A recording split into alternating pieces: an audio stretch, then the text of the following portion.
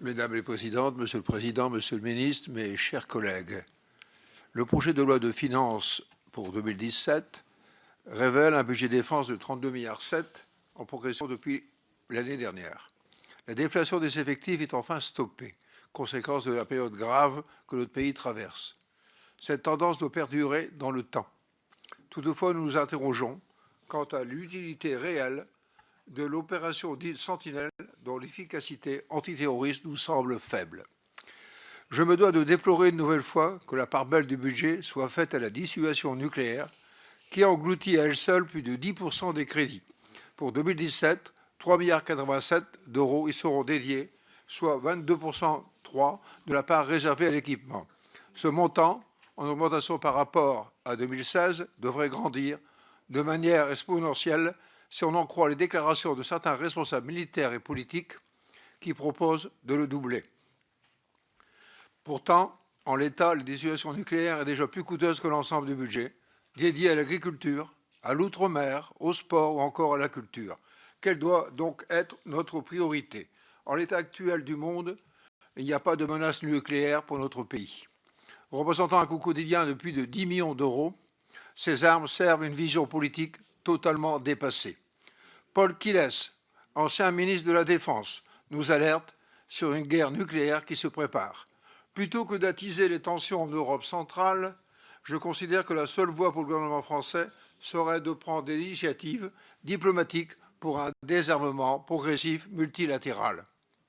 Totalement inopérante pour juguler les terrorismes, les armes nucléaires lui empruntent le même mépris pour la vie humaine en menaçant d'anéantir des millions de personnes sans distinguer civils et militaires. L'humanité elle-même est en danger car une guerre nucléaire rendrait la Terre invivable.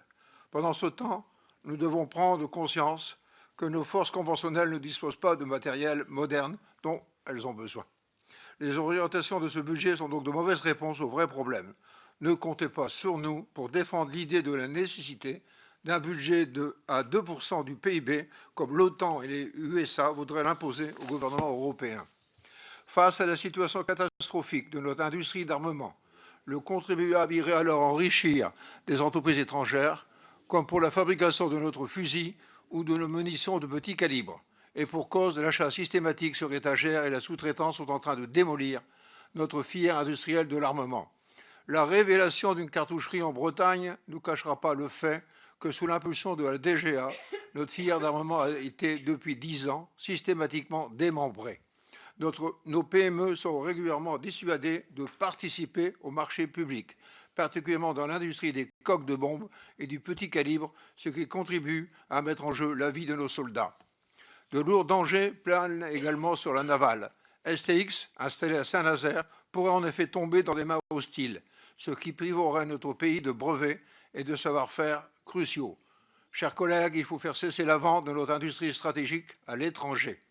Concernant des CNS, le plan de charge de l'arsenal de l'Orient serait vide à partir de 2020. Il est donc urgent de réaliser des investissements industriels et des embauches pour garantir aux salariés les moyens de fabriquer et de produire notamment des navires militaires de fort tonnage. Pour l'armée de l'air, c'est seulement 200 avions qui sont actuellement mis en ligne.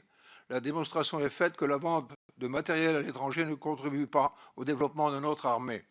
Nos contrats mirobolants, passés avec certains pays, nous font oublier que les armes ne sont pas des marchandises comme les autres et qu'on ne peut les vendre à n'importe qui et à n'importe quelle condition.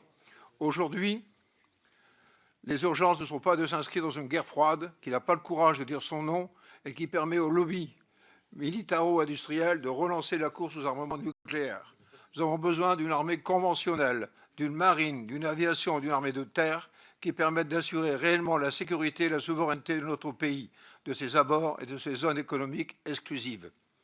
Au quotidien, nos militaires manquent de tout, et nos matériels ne sont que les fantômes de ceux qu'ils furent. Il est temps que l'on s'en rende compte et que l'on y remédie. Je présenterai donc des amendements qui démontreront le bien fondé de notre analyse en récupérant des moyens attribués au nucléaire au profit du conventionnel. Je ne m'inscris pas dans un discours partisan et j'espère qu'un consensus pourra se dégager pour donner à nos armées les moyens d'assurer la sécurité du pays. Merci, Monsieur le Président. Chers collègues, nous passons à